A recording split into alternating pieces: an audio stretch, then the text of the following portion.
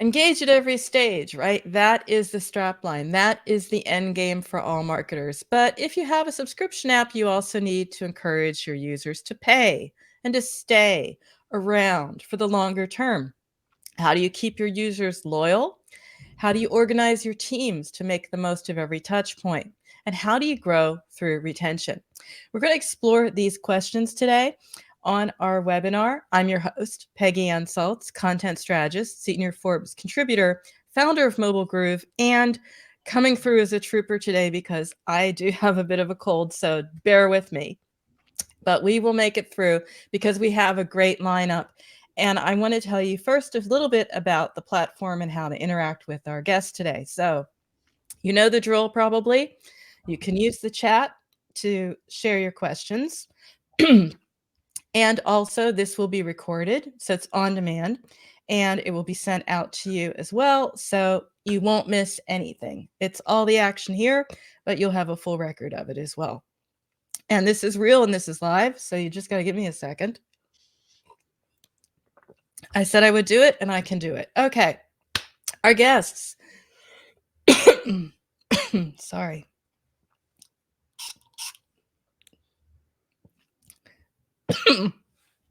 Sorry. It's that season of the year. It's that season of the year. We all know it. We all know it. Just 1 second. It's supposed to work. That's great. All right. I think we have it. I'll try. It is that season of the year. I brought this back from Berlin. Great conference. This is my souvenir. So let's do it. Jessica Bachego, CMO of Paired, which is a fun app that brings couples closer together through conversation. Before Paired, Jessica worked at various digital agencies in Italy. I'm just going to have to pause for a second. It's really not working. I did my best. Just one moment. Oh, don't worry. No worries. Take your time. Okay. Exactly.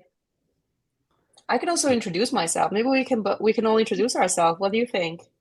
Yeah, sure. Should we take over? Should we help Peggy? I think you should help me. Yeah. Let's do it. Let's do it. Let's go one by one. So you take 5 minutes break. Good. Okay, so you introduce yourselves. I will cough. Yes, that's perfect. Okay, then hi everyone. I'm Jessica. I'm the CMO at Paired. I joined Paired at the beginning of this year. It's been a fun journey, but we already brought like tons of results. We're just growing revenue 4 times compared to the year before. So pretty exciting times. As Peggy mentioned, Paired is an app for couples to take care of your relationship and feel closer than ever. Before Paired, I was working in the mobile subscription business for another 6 years. I was working at Blinkist. You probably know it, but it's an educational app that takes all the best no-fiction books and create like a 15 minutes version that you can read or listen to. And before that, I work in tons of like other businesses at Kayak. I work in Italy in different digital agencies. And yeah, maybe a fun fact about me is that I started my career as a computer scientist, but I was really bad. So I turned into marketing. And my first project was actually taking care of an e-commerce of sex toys. That's where I fell in love with marketing. So I kind of feel that I started from that and now I work for a relationship app. I'm just closing the gap. So yeah, that's me. Lovely, Jessica. And great cycle there. Dina, how about you? Hello, my name is Dina. I work at Flow as a customer success manager. I mainly work with reviews. Basically, we put a heavy what? We really care about our customers. So we work a lot with our customers using different means. And I think Peggy wrote some beautiful bio. Yeah, I did actually. And I think I've got my voice back. So let me give it a shot here. Just lost it for a moment. What I thought was pretty cool is you've been working in customer success for 4 years, but also learning during this time, calmness, patience, understanding. And like Jessica, you're also passionate. In your case, it is bird watching.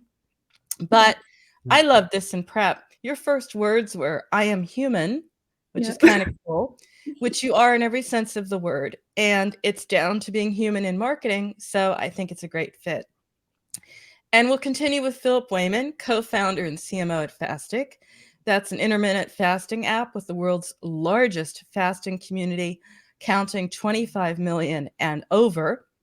And interesting about you, Philip, you founded the app at age 26 when you first discovered firsthand the benefits of fasting while recovering from a car accident.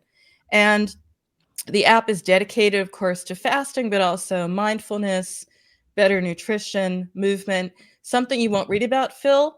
Phil is a self-made startup machine, right? He didn't go to college, and he already had his first e-commerce health startup even before Fastic. So that's the lineup. You all know what you're doing. And what's interesting is you know it from all different parts of the organization, right? CMO, also customer success, co-founder and startup. Now, effective marketing is informed by data, but those data sets, we know they're not complete. We have a lot of changes in a post-privacy world, and you represent different roles. How do you build teams that push those boundaries and make certain that you are able to get the metrics, blend the metrics? I think I'll start with you, Dina, because what's interesting is your customer success. So you see firsthand the reviews and the feedback. What insight does this give you in informing marketing? So basically, this is true. How would I say that? Yeah. So what which insight we see it the very first hand, just like you said. We see ideas, complaints. We see everything, and we share it with our marketing teams, with other teams. But basically, you're talking about marketing, so yeah, we share it with our marketing teams. They have different researchers.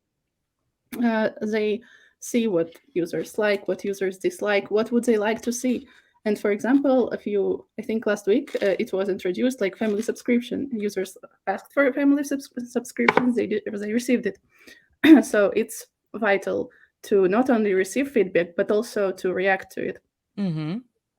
And you have to get that to the marketing department. And that's about making certain everyone's on the same page. I mean, Jessica, you were in growth. Now you're a CMO.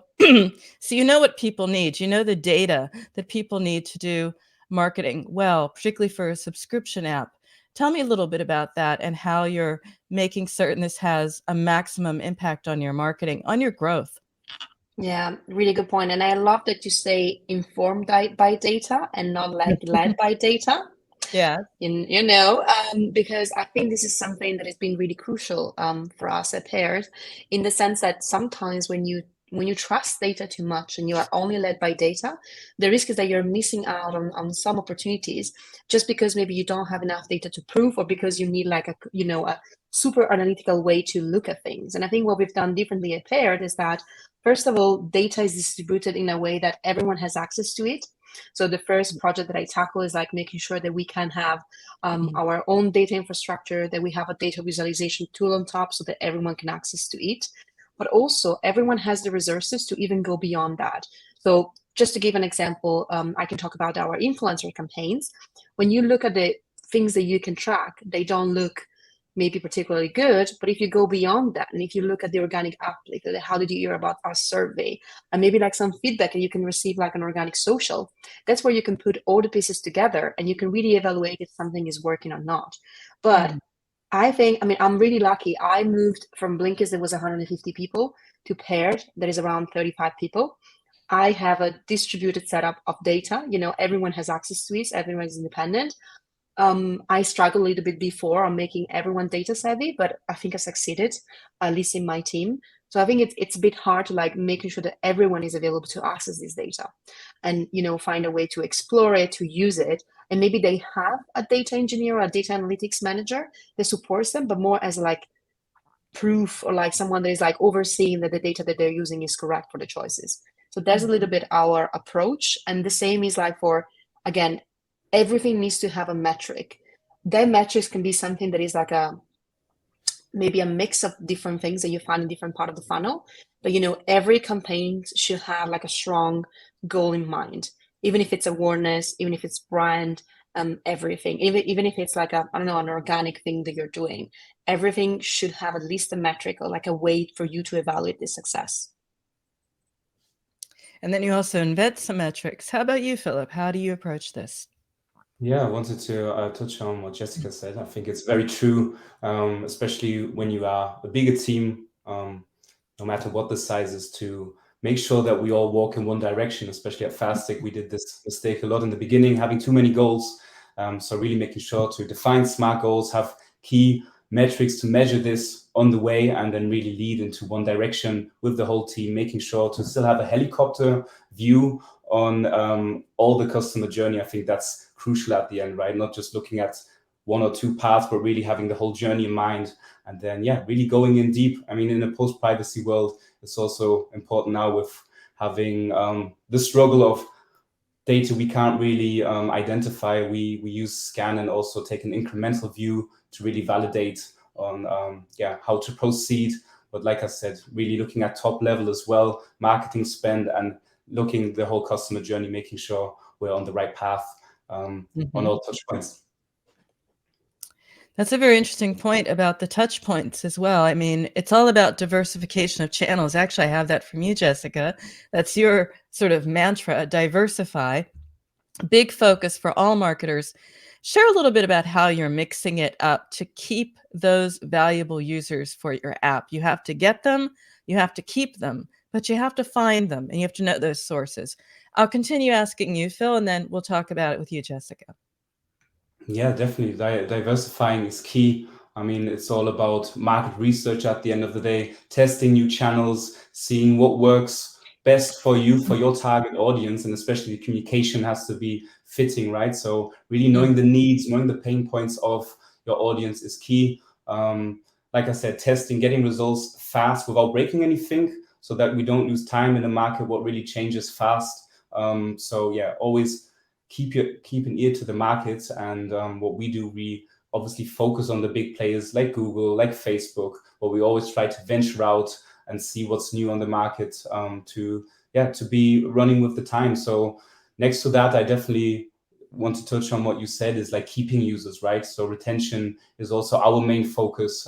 It's key to really bringing value to the users. So not just thinking to them purchasing and then just dropping them there, but no, really thinking the life cycle to the end, understanding the needs and challenges they have even in our product to always optimize, bring better value to them, and just at the end of the day have a great user experience at Fastic. That's key, and that's something definitely I would like to if someone is listening right now, because I think it's really important, like I said once before, is having a helicopter view and looking at the whole life cycle.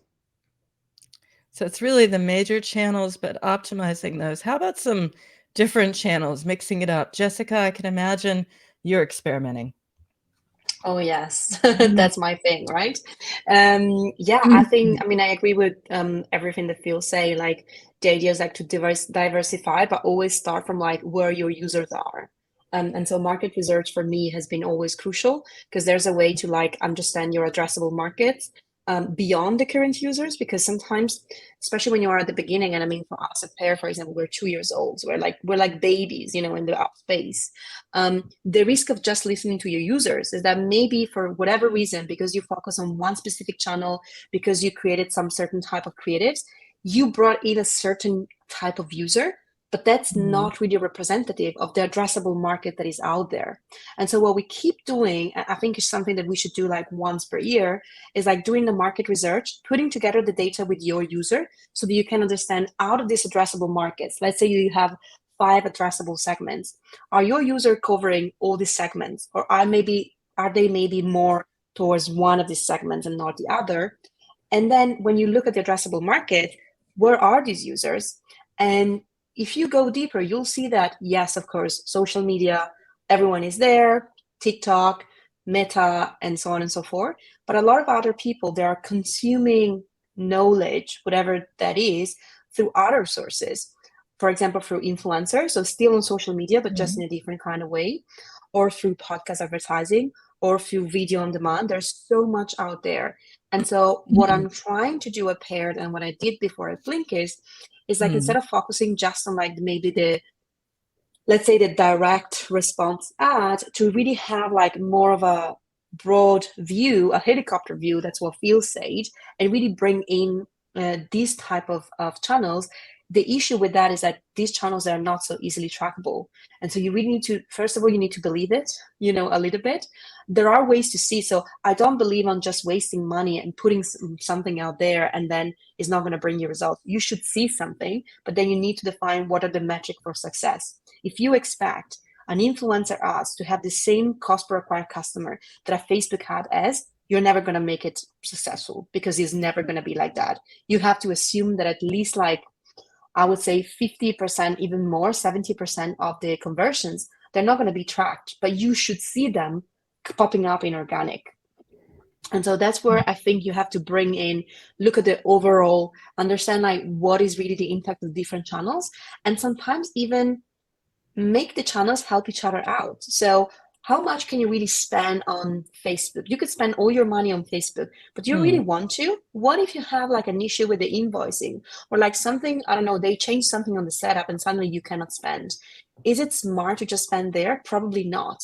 So maybe there are other channels that are not as profitable as Facebook, but you can use Meta to kind of pay for these experiments that you're doing there. And so what I like to do at the beginning of every month is like just build like a big, you know, matrix with all the channels that I have, assuming that some are more working better than other, and just making sure like, okay, if this is the cost per trial or like the CAC that I want to achieve, what is the distribution of spend that I can have in order to maximize, you know, the spend and achieve these results, and have like not an even distribution, but at least not depend more than like 40% on a channel. So again, yeah, that's how I do it. It's a bit complicated, but I think it pays off, especially on the long term. I like that, sort of that 80-20 mix, but you've turned it on its head. It's basically using what you would make with Meta to sort of pay for those experiments. What's interesting is also that it's the art and science of marketing, right? It's about the art, literally, the creative, the science, the data. What approaches are you finding very helpful? I'm hearing a lot about personalization. Personalization is a must. It's across the life cycle. It's in the creative. It's down to the paywall. Phil, what about you with personalization? How important is it? What's your experience? Yeah, for Fastic, it's key, especially because we're talking about health, right? There's no one size fits all. Health is individual. So especially for us, personalization is everything when it comes to the fasting plans we have after the user has onboarded, but also throughout the onboarding, really getting to know the user, knowing the gender, the age, the goals they want to achieve. I think at the end of the day, it's always about creating trust and valuable content, and obviously features throughout the journey for the customer, so that the user can really identify with you, can see you as the expert, so that you can give guidance, but also that you are approachable, that you have the right tone of voice fitting to the person. So your brand voice obviously needs to really be tailored to a customer. So at the end of the day, I think I touched on that at the beginning. It really comes down to having an empathetic mindset, knowing the needs and the challenges of your customer. This helps you in the product, but of course in marketing as well, starting from the creatives, when we actually build the creatives, touching on personalization, but then the first time experience in the app, coming through the onboarding, knowing exactly that, hey, this is tailored to me. They are bringing me value and they're helping me on my health journey, obviously at Fastic. For example, just to touch on that, maybe UGCs is working really good for us, and maybe for other people out there too. So not just if you have a female user, getting someone who's similar and who has a similar story or background, so that the other person can feel inspired and knows this product works. And yeah, that's I'll just put a stop for there before I keep going, but I could go all day long, because personalization really is everything and is key, and I think will be even more crucial in future. I think a lot of apps or general companies touch on that, but they don't really live it. I think it's really down to putting it into your company DNA and making it for sure that you focus on bringing value to each of your target audience, was what you're focusing on. And as you put it, also at every stage, I'm just curious, Dina, you don't do marketing, but you are inputting from the customer, from their feedback, and that goes into marketing. Where are you seeing that this plays a particular role in the journey? For example, it may be that onboarding is when people are quick to lose patience, and therefore that needs to be highly personalized, and that's an important part of the life cycle.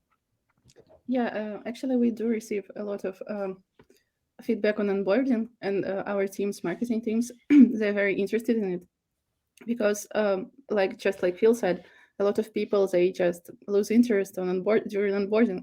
I know, even personally, it's I do that too, but also as from my like a customer success specialist, from my point of view, it is very important to let the user know that you're talking exactly to them. Like from the very small things, like people really enjoy the sound of their names. It's like psychologically. So you have to, it's really good to call them by their name. And then you just see some, just like again, just like Phil said, you know, some little details about them, if you know them. Like you can make the message more personal, and they're going to not like you they're going to like you, but they're also going to listen more carefully, more patiently. They're going to be more open to you. Jessica, what about you? Is there something you can share where you've made a small change in personalizing your approach, but you've seen an insanely high uplift because of it? Yes, definitely. I mean, similar to what Phil and Dina said before, I really believe in personalization. I think is like the main one of the main things to do to really succeed in marketing. I think when it comes to our to my experience, what I've done in the past is like really working on creating content that really speak to certain users. And we just go back again to that segmentation work that I was telling you about, right? Understanding the segments that you're trying to hit, and then develop ads that actually speak to these segmentations, to these segments. What happened usually is that, especially, I mean, right now, there's not much campaign optimization that you can do. So it's not you can select a specific targeting. But even if you select a broad targeting and you optimize for a certain events, let's say being starting a trial, at some point in certain platforms, at least like Meta and TikTok, you know, the algorithm would optimize so that you always find the people that are interested in that kind of ads or messaging. And that's what for us has had like an immense impact in terms of like acquisition, and really like help us to just open, let's say, like advertising in certain channels, especially like TikTok. And this is something that I've noticed in our setup, but I see it all the time outside, and I really take a lot of inspiration from others. Love what Fastic is doing, for example. I actually follow a lot with, you know, their ads, and when I see something that is working, I'm like, let me see if I can do something similar.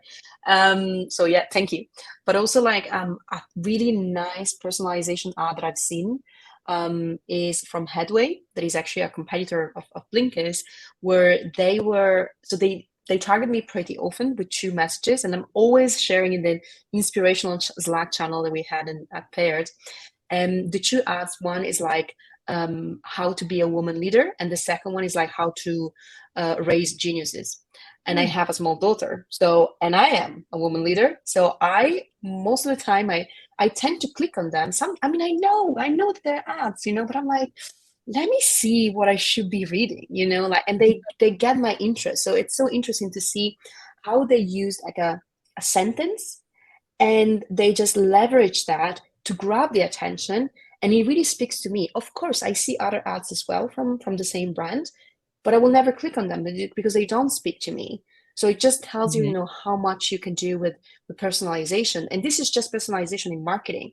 When we go to the product, it's even another thing, because, you know, for example, like with Paired, you can be an app at different stages. You can have different needs. If you are living together, or if you are in a long distance relationship, you probably have different needs. So we are addressing now personalization in the product. And I'm so excited about building a journey where you start from like an ads, you bring them to a special custom product page on, the App Store. They go into the app and maybe you promote the same question that they've seen in the ads. There's so much to do there, and I'm really excited about what's coming. I'm also excited to hear a little bit more about that as well, because you're talking about it really speaking to you, and we'll talk about that in a bit when we talk about customer listening, which is very important. But I wanted to continue with this one thought with you, Phil. Empathy marketing, you talked about it. We understand journeys. You are building personalization into that journey. What's your biggest piece of advice to develop journeys that are highly personalized? What are you doing? Or what doesn't work? That's also advice.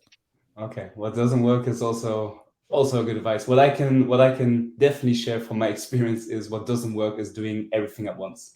So Okay. less is definitely more at times. You cannot do everything great. So really focus on that, what has the most impact. I think that is definitely something I would like to share from data, but obviously from a gut feeling as well. I think, Jessica, you said it at the beginning too. It's not just data at the end of the day. It's also being bold, being brave, and trying new things, because otherwise you just are too dependent on that. But yeah, for us in general, the biggest impact was definitely performance marketing and CRM campaigns, but we obviously made sure to look at all the other touch points, but like follow the 80-20 rule, right? So really making sure that we, with 20% of our actions, we get 80% of the results, so that we still are good on the other touch points, but really focus on that what works. Because like I said at the beginning, what we definitely did wrong at the beginning, that's the advice I want to share, what I would never do again, is try to do everything at once. Like we want, of course, we wanted every fire is burning. We want to try and distinguish all of it, but at the end of the day, keep a focus on that, what really has an impact. And yeah, really go back to the drawing boards and understanding your customer, as Jessica said as well. Why understand yourself? Why do you click on certain things in this case? Because it talks to you, right? And at the end of the day, we're humans. I think the mindset of a lot of marketers is always like, how can I sell? How can I sell? But that's wrong. It's more like, what value can I give? And that's what I mean with empathy. So yeah, really going into the shoes of your target audience. Great segue for what you do, Dina. Again, you look at it differently. You're talking about customer success and customer listening, which we're hearing is really important. This is your job, right? What is the right time for an app company to have CSM? I mean, do you have to reach a certain size, a certain audience, a certain maturity in the actual customer base itself? Tell me a little bit about that. Sorry about the caffeine. Yeah, I think it's actually both. Both the audience is when the audience is growing bigger and the company as well. So it's more of like data, more of feedback. I'm sorry. Sorry. You have a cold too. We all have colds. So No basically, problem. there is more feedback that you get, and there are also more people that you have to take this feedback to, and to get them the right feedback. For example, marketers don't really care about some technical issues, and so on. So that's what. I'm sorry. sorry. No problem. No problem. We'll come back to you in a moment, because I just want to say that is an answer. There are some questions now coming in, and we're getting at least I'm getting my voice back enough to read them. So if you want to put them in chat, we will be addressing them. So with that in mind, going back to this really important question, also adding to it, it's about when a company reaches a certain size and the audience is growing, the company is growing. Something about making certain that information, those insights, reach the rest of marketing. And we have a question here: how do you manage customer engagement by yourself or with a marketing department? In other words, CS uses sales general methods for communication as well. So how does that look? Customer engagement managed, you're listening for it through customer success. How does that make its way, or how do you make that available to marketing, engineering, product? Was it a question for me? Yeah, to Yeah, continue with you, and then we'll yeah. get everyone to weigh in on it. Yeah. Right, Mhm. so, yeah, I can continue. Basically, we have 3 different ways. Mhm. We have a support digest. It's a bi-weekly digest that our other customer success manager is collecting. It has feedback from all the means we have, from store reviews, from the emails, and from our help center. So we have it posted bi-weekly in the main channel where there are all of the people in the company, and sometimes people still don't read it because, like, a lot of information, they just scroll it. But it's very, very, very handy to have when somebody is coming to you or to anyone else, like, hey, I need the data for this, and you have it. You have it after every sprint. So basically bi-weekly we have this support digest, and it's mostly based on feedback. We also have a support report. It comes every month. It is collected by our head of support. It also has all the like graphs, numbers. It's based mostly on numbers, but it also has uh, feedback feedback and numbers from all these um, means of information. And and also we have a support demo. It is also published every month. We just talk about like support updates, so the other teams know that we have some new means of collecting feedback, or we do this and we do that, we change this and we change that. So there is that. And also um, regarding the feedback, regarding the customer success specialist, we decided that we needed one when a few years ago, when we had this talk with ASO team, and they said that, listen, it's really important to have somebody to really make the feedback, to really make it personalized, to really make the communication personalized. And it worked.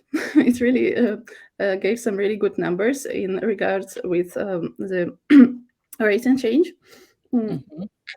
Yeah, so it's very important to check your featured reviews. You know about featured reviews. So basically, it's reviews that are posted on that user sees on your page. When somebody wants to download, is considering to downloading your app, they see some reviews, and it is different for every country. And Google, for example, changes it every like a few days. Apple not so much, but there are more reviews for Apple. Okay. So basically, they change it very often, and it is important for that a user that is like a user to be. If they like it, they see this feedback. They see what's like hot, how does the developer react to it. So it's important, and we decided that we really need people who would do these feedbacks, and who would do these feedbacks for the team, and who would also like have more time for the users. No, it makes absolute sense that it's important for the customer. I want to continue with that idea about managing engagement and this. I mean, you're collecting feedback. Obviously, Jessica, doing the same, but maybe even in a different way. You're also doing user research and believe in that. What are some methods for making certain that this information makes it to the right people, that these findings, these insights are managed?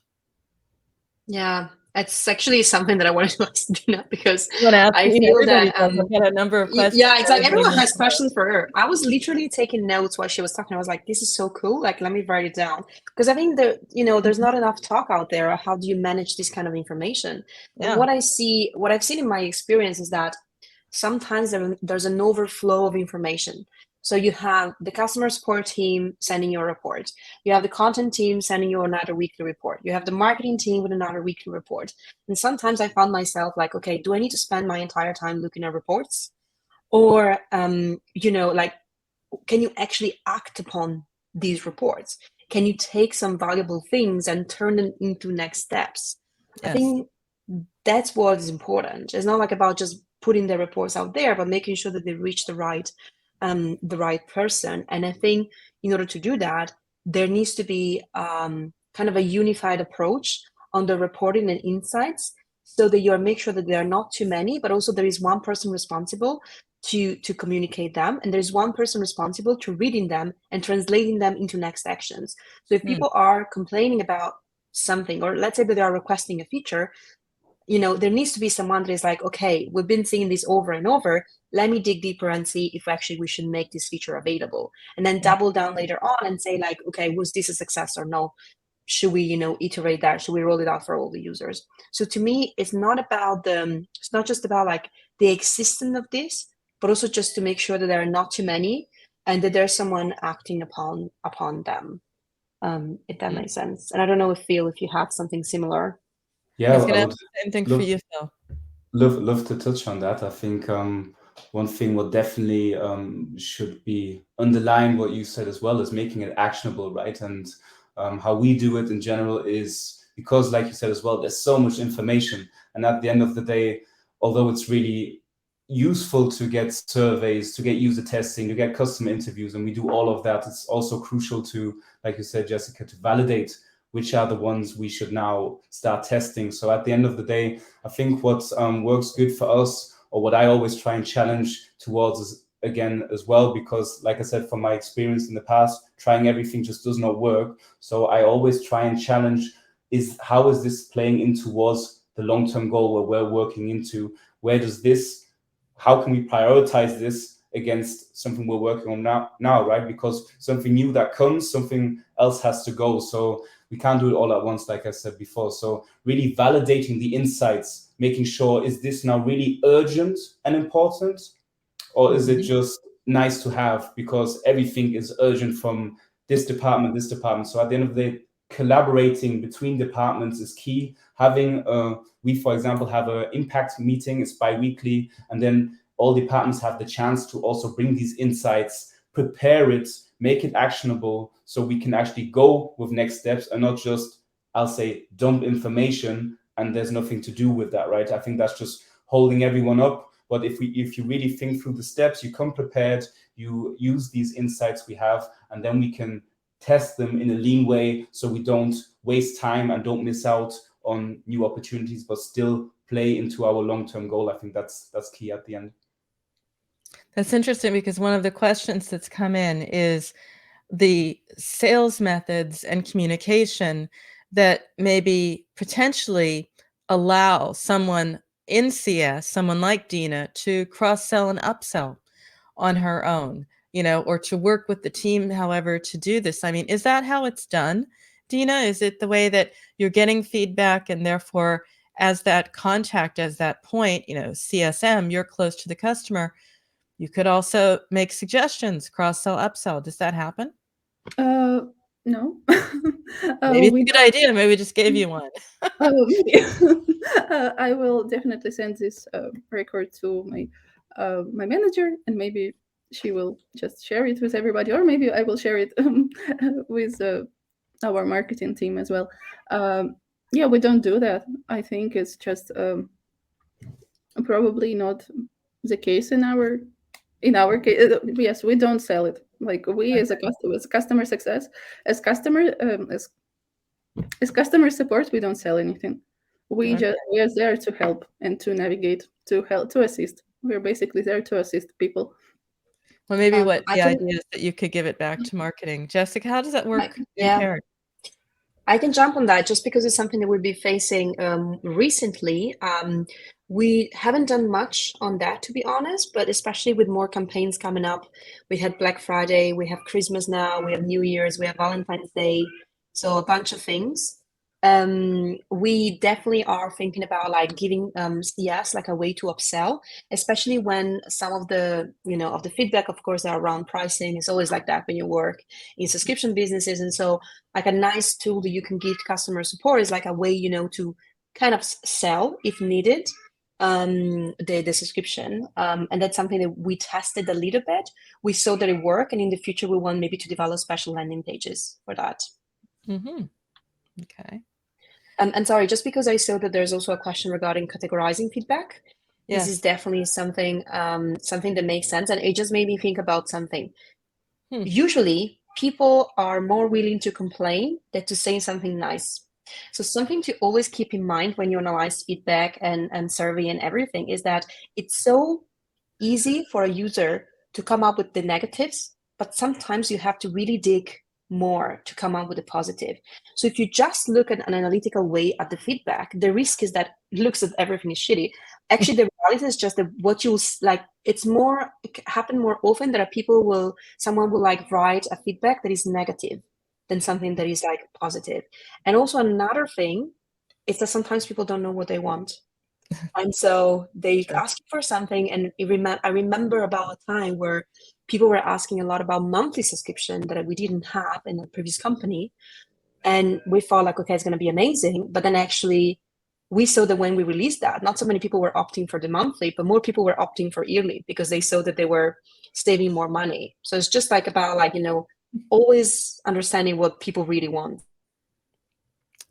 I like that. And we're going into, really important months. You talked about Black Friday. I mean, this is a big time also for a fasting app like yours, Phil. This is the end of the year. We want a fresh start. Everything's a good idea, including your app. How do you approach customer listening as we go into these peak months? What's important for marketers to be watching? Yeah. Oh boy. New Year's jump for us is Yes. definitely the season of the year. So, yeah, in general, what I would suggest, recommend, what we do in general is definitely collaboration between the departments is really key. So really having everyone on board, making sure you plan ahead. So don't start, if 1 or 2 months before. We look into it throughout the year and gather learnings, but really go into deep planning as of September, making sure we have new creatives ready, tailored. Here again, personalization, where obviously comes to the season, really having a good approach to our target audience, price testing, onboarding new channels, what will obviously also take a while to identify what works, what doesn't work. And then, yeah, also create seasonal content. So tips, podcast episodes, everything what makes sense, to have the best season as possible if it's your main season. So that's how we go along things, and what I could always highly recommend, like prepare in advance and don't do it too late. Really start off with this as soon as possible and collaborate between the departments so that you've got everyone on board, everyone again moving in one direction towards your big goal. So the feedback and the relevant content play a role. What about you, Jessica? I think when it comes to seasonal campaign, literally I had like kind of a breakthrough moment from coming from a comment made by our director of brand, Sarah, because she asked me, "What's the goal of this campaign?" And I know that's a simple, easy question. And she was like, "Is it like a brand awareness campaign? Is it like an acquisition campaigns? Is it more like a product feature campaign?" And I was like, "Oh my God, you're right. Like depending on the different campaigns, it's completely different." So for example, we were like addressing New Year's campaign as like a big campaign for us. And then we realized probably it's more like an acquisition campaign. Well, something via Valentine's Day, it's more like a brand awareness campaign. We have a feature coming up. And then we thought, is this like a standalone campaign, or can we put it together and fit it to one of the campaigns that we're going to be running? So I think it's all about, I mean, you can do a lot with these like seasonal campaigns or specific campaigns, but it's always about asking, what are you trying to achieve? And really like put everyone in and like make like a big thing campaign that involves everyone, and actually create boundaries, because then someone is like, oh my God, I want to say about this, but now the campaigns that we have is only this. Can I actually say that? It's like just thinking like, how can you bring value for the final users, but also for the marketing department or the department within the company? And that's how we usually go by. And actually, I mean, also like loop in feedback to understand what we need. If pricing is an issue, it's always an issue, but like, think if you can maybe like partner that with a discount, or maybe if you want to just increase, like sometimes pricing is just a way of people saying like, I don't trust you enough, to give you this money. So maybe it's about like pairing it's like perfect word, with like trustworthy brands out there, publication, to increase the relevance so that people feel confident about investing, making that investment of money. So yeah, that's how we look at that. Mm-hmm. And making certain, again, that fit is really important. And I'd like to start to wrap it up here a bit. It's interesting, though, that we started, I thought we were going to be talking about approaches and strategies when it really comes down to things like processes and sharing feedback and making this available to the entire organization. So it's something very, very different. There's customer communication, and then there's also getting that customer input throughout the company. And that's where I want to end. I want to wrap it up with your thoughts about the smartest piece of advice, considering that it's so important to work as an organization, to do more with less and succeed in 2023. I'll start with you, Phil. Okay, yeah, interesting one, definitely. So looking ahead, or maybe touching on what you said as well, less is more, is that what I try to bring across in this webinar today from my past experience. So really being efficient and effective as possible, having a clear focus and not doing everything at once, really doubling down on the things that really have the most impact for your long-term strategy and where you want to head. Keep in mind the 80-20 rule. 80% of the results come from 20% of action. I think that's definitely crucial. I know we want to do it all, but we definitely can't. But we can do the one thing we can do excellence. So I think that can really lead to something. And last but not least, I think especially looking at this time and age, have a sustainable strategy. Make investments when it comes to money, time, or people that can really be upheld in the future, really going a long way and really looking at the whole life cycle, the whole customer journey. Don't just take an approach in looking at one thing, really understand the customer experience. That's key nowadays.